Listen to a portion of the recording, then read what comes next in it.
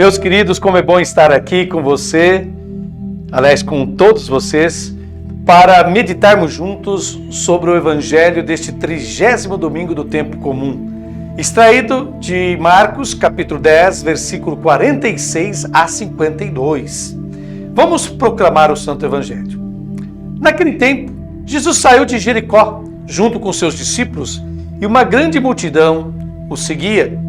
O filho de Timeu, Bartimeu, cego e mendigo, estava sentado à beira do caminho. Quando ouviu dizer que Jesus, o Nazareno, estava passando, começou a gritar: Jesus, filho de Davi, tem piedade de mim. Muitos o repreendiam para que se calasse, mas ele gritava mais ainda: Filho de Davi, tem piedade de mim. Então Jesus parou e disse: Chamai-o. Eles o chamaram e disseram: Coragem, levanta-te, Jesus te chama. O cego jogou o manto, deu um pulo e foi até Jesus. Então Jesus lhe perguntou: O que queres que eu te faça? O cego respondeu: Mestre, que eu veja. Jesus disse: Vai, a tua fé te curou. No mesmo instante ele recuperou a vista e seguia Jesus pelo caminho. E esta é a palavra da salvação. Com a ajuda do nosso colega biblista Alberto Madi, vamos meditar um pouco mais profundamente sobre este evangelho. Primeira observação: depois que Jesus fez o terceiro e último anúncio de sua paixão, de seu destino em Jerusalém, houve a reação descomposta, despropositada de Tiago e João, que nada haviam entendido desse anúncio da paixão e morte de Jesus. Jesus havia dito claramente: em Jerusalém serei morto. E eles lhe pediram lugares de honra. Têm ouvidos, mas não ouvem. Têm olhos, mas não veem, como Jesus os censurou. E esta questão da cegueira dos dois discípulos é desenvolvida pelo evangelista agora, nesse 10º capítulo, versos de 46 a 52, que nós acabamos de ler, que é o episódio do cego de Jericó. No Evangelho de Mateus, essa mesma passagem apresenta dois cegos, olha que interessante, dois cegos, não um. Claramente uma figura dos dois discípulos, Tiago e João, que apareceram na passagem imediatamente anterior a esta. Aqui, em Marcos, o cego é um, mas o evangelista nos faz entender que são Tiago e João. Vamos ver mais de perto essa realidade. Marcos capítulo 10, versículo 46, a primeira e a segunda parte dizem assim: Jesus saiu de Jericó junto com seus discípulos e uma grande multidão. O filho de Timeu, Bartimeu. Ora, Jericó é a primeira cidade conquistada de Jerusalém antes da entrada na terra prometida, nos tempos de Moisés. Agora, esta terra prometida foi transformada em uma terra de escravidão e morte, da qual se deve sair. E Jerusalém é a cidade onde Jesus encontrará a morte. O evangelista emprega a expressão ao sair de Jericó. Para isso ele usa o mesmo verbo, sair, que é usado no livro do Êxodo. Então, é uma referência clara à libertação que Jesus está realizando.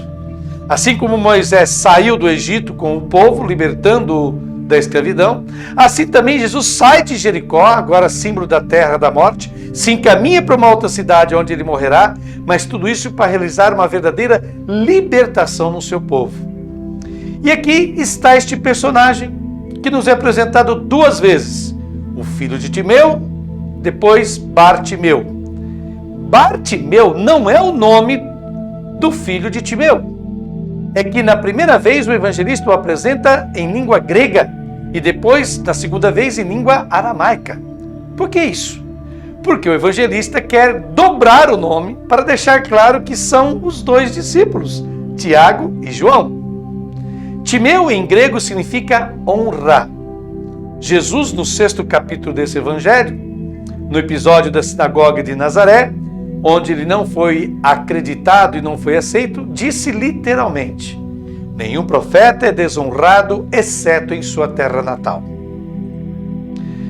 Marcos, no capítulo 10, versículo 46b deste evangelho deste domingo, continua dizendo assim: Cego e mendigo estava sentado à beira do caminho. Cego e mendigo. Bem, enquanto Jesus é o desonrado em Cafarnaum, os discípulos estão à procura de honra. Em seguida, Marcos diz filho de Timeu, que é repetido em aramaico. Bar, Timeu, Bar, esse nome Bar significa filho em aramaico. Timeu quer dizer honra, como já vimos. É o discípulo que busca honra e o evangelista duplica-o para deixar claro que são Tiago e João, que são cegos. Eles têm olhos, mas não veem. E aqui há uma referência que este cego, que no fundo representam duas pessoas, está sentado ao longo da estrada, ao longo do caminho. É um termo técnico que já apareceu no 4º capítulo de Marcos para indicar a semeadura infrutífera de Jesus, que lança a semente e os pássaros vêm, imagem do poder, que leva embora essa mensagem. Porque o cego, ou melhor, os cegos estão a mendigar? O ambicioso, o vaidoso, é sempre forçado a mendigar de quem detém o poder. O ambicioso é aquele que sempre é obrigado a estar na mendicância, sempre pedindo. E é o que esse cego faz, está ali mendicando, pedindo, porque ele quer poder, ele quer glória, ele quer honra. Então tem que bajular os que possuem capacidade de conceder isso a ele. No capítulo 10 de Marcos, que nós estamos aqui comentando, no versículo 47 até 48, diz assim: quando ouviu dizer que Jesus, o Nazareno, estava passando, começou a gritar: Jesus, filho de Davi, tem piedade de mim. Muitos o repreendiam para que se calasse, mas ele gritava mais ainda: Filho de Davi, tem piedade de mim.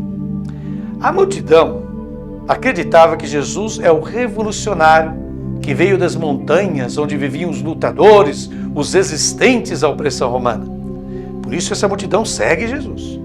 O cego grita exatamente como no episódio da possessão na sinagoga de Cafarnaum, onde o homem possesso do demônio também grita.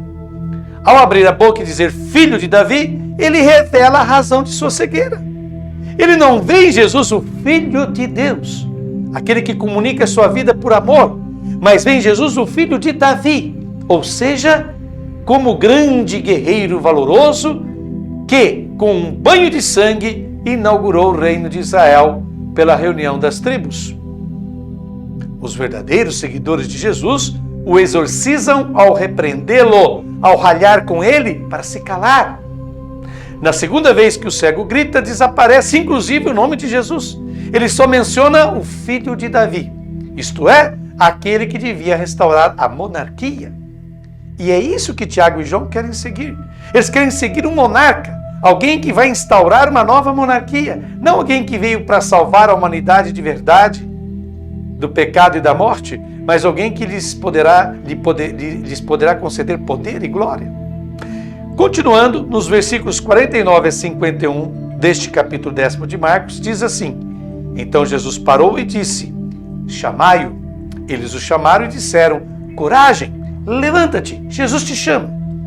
O cego jogou o manto, deu um pulo e foi até Jesus. Então Jesus lhe perguntou: O que queres que eu te faça? O cego respondeu: Mestre, que eu veja. Preste atenção em alguns detalhes nesta cena. Jesus não se aproxima do cego. Jesus para. Então ele lhe deu uma chance. Mas não é Jesus que tem de se aproximar do cego. É o cego que tem de se aproximar de Jesus. Assim como aconteceu em relação aos 12, os quais Jesus teve de chamá-los. E eles que foram atrás de Jesus. Apesar que esses 12 acompanham Jesus, mas não o seguem, como já vimos, estão distantes de Jesus, mesmo que fisicamente próximos. Com esse cego é a mesma coisa. O verbo chamar aqui é sublinhado pelas 3 vezes que é repetido. O cego tirou seu manto e aqui começa o processo de conversão dele. Porque o manto indica a pessoa. E jogar fora o manto significa romper com a ideologia que o tornou cego. É o momento da sua conversão. Ele tirou o manto, deu um salto e foi até Jesus. Não é Jesus indo ao cego, mas é o cego indo até Jesus, como já frisamos. A pergunta de Jesus ao cego é exatamente a mesma que ele havia feito para Tiago e João no evangelho do domingo passado. Domingo passado Jesus perguntou: o que quereis que eu vos faça? Aqui ele pergunta ao cego: o que queres que eu te faça? É a mesma pergunta.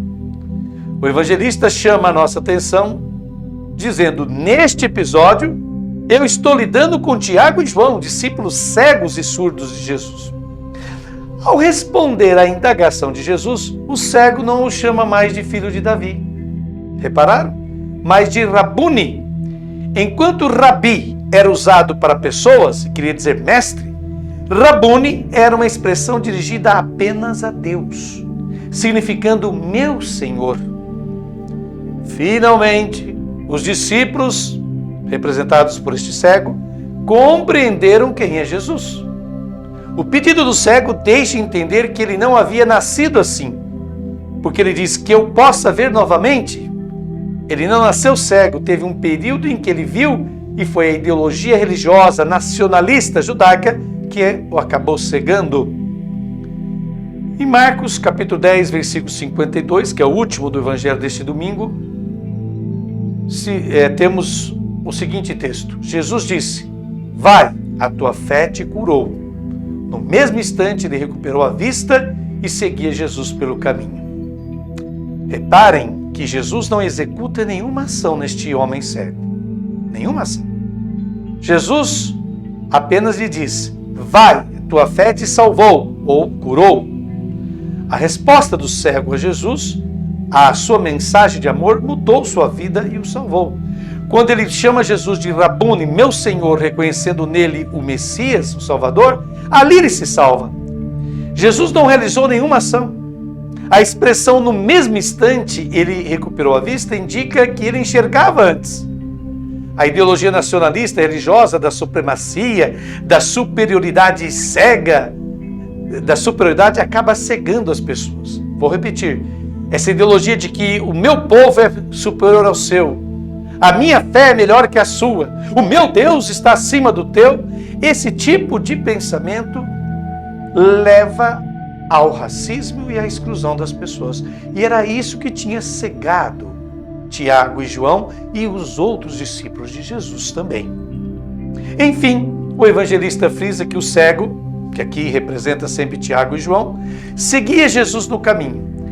Que caminho é esse? É a estrada que leva a Jerusalém? Que leva à paixão e morte de Jesus?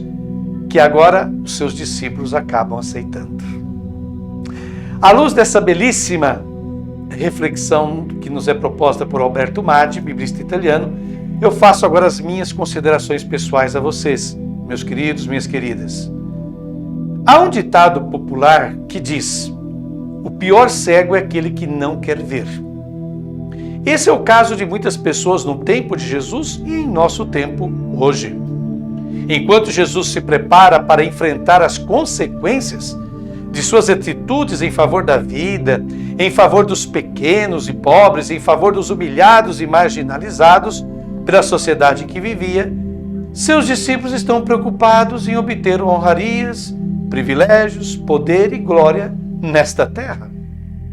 Nos dias atuais, enquanto há padres, missionários, religiosos e religiosas, cristãos leigos e leigas comprometidos em construir uma sociedade em que haja justiça, oportunidades semelhantes para todos, educação e saúde de qualidade, cuidado com os famintos, com os sem teto, com os sem terra, com os sem dignidade, há outros que encaram a missão da igreja como meramente espiritual. Deve-se cuidar das almas, do espírito das pessoas. Essa seria a prioridade da Igreja de Jesus Cristo no entender dessas pessoas. Para essas pessoas, cabe citar um dos principais e mais importantes documentos da Igreja, emanado do Concílio Vaticano II, que afirma com toda clareza o seguinte, abre aspas, diz o concílio: as alegrias e as esperanças, as tristezas e as angústias dos homens de hoje, sobretudo dos pobres e de todos aqueles que sofrem, são também as alegrias, as esperanças, as tristezas, as angústias dos discípulos de Cristo. E não há realidade alguma verdadeiramente humana que não encontre eco no seu coração. Porque a sua comunidade é formada por homens que, reunidos em Cristo, são guiados pelo Espírito Santo na sua peregrinação em demanda do reino do Pai e receberam a mensagem da salvação para a comunicar a todos. Por este motivo, continua dizendo a Gaudium et Spes do Concílio Vaticano II, a Igreja sente-se real e intimamente ligada ao gênero humano e à sua história. Pois bem, o que mais dificulta o reconhecimento de Jesus como o verdadeiro Messias, o verdadeiro Salvador, por parte de seus próprios discípulos, é a ideologia que o cega. Ideologia que via no Messias um líder guerreiro, nacionalista, empenhado em restaurar um reino terreno por cima da morte, aniquilação e subjugação de outras pessoas, de outros povos. Aliás, os nacionalismos jamais desapareceram. Eles existem hoje em várias partes do mundo. Em nome da pátria, da nação, se cometem vários tipos de atrocidades e se desrespeita o direito dos mais fracos, dos mais pobres e da natureza. A cegueira simbolizava as trevas do espírito e a dureza do coração, como podemos constatar em várias passagens da Bíblia. Somente a verdadeira conversão é capaz de retirar de nossas vidas essa cegueira. Como bem afirma o teólogo espanhol José María Castillo, a fé, quando é autêntica, nos faz ver a realidade da vida e da sociedade em que vivemos. A fé verdadeira jamais afasta a pessoa da realidade, dos fatos e dos problemas vividos pelas pessoas neste mundo. Para Jesus, o mais importante era e continua sendo até hoje, abre aspas, a felicidade das pessoas e a dignidade dos que a boa sociedade e a religião mais ortodoxa quiseram indignos. Pois bem, à luz desta meditação, façamos agora a nossa oração. E eu te convido a nos acompanhar aí pela sua telinha, pois aparecerá o texto dessa oração também para você. Senhor Jesus Cristo, com a cura de Bartimeu, tu nos deste um sinal, que aqueles que escutam a tua palavra e creem que tu és o Filho de Deus, caminham na luz. Chama a nós também para estar ao teu lado. Cura a nossa cegueira, como um mendicante cego, vou interrogando a calçada com o bastão branco, na esperança de encontrar-te. Quando grito o teu nome, todos me dizem para calar-me. Quando tu me chamas, todos me encorajam. Toca os meus olhos repetindo, Efatá, abre-te. Toca o meu espírito, a fim de que finalmente eu creia. Jesus, não pare de passar pela nossa estrada. Contempla-nos e tenha piedade da nossa cegueira e pobreza. Sê um Pai para nós. Ilumina os nossos olhos com a luz da fé e fortifica a nossa coragem para que possamos seguir-te até o fim do caminho. Amém. Muito obrigado a você que nos acompanhou. Faça tesouro dessa meditação e até a próxima semana, se Deus quiser.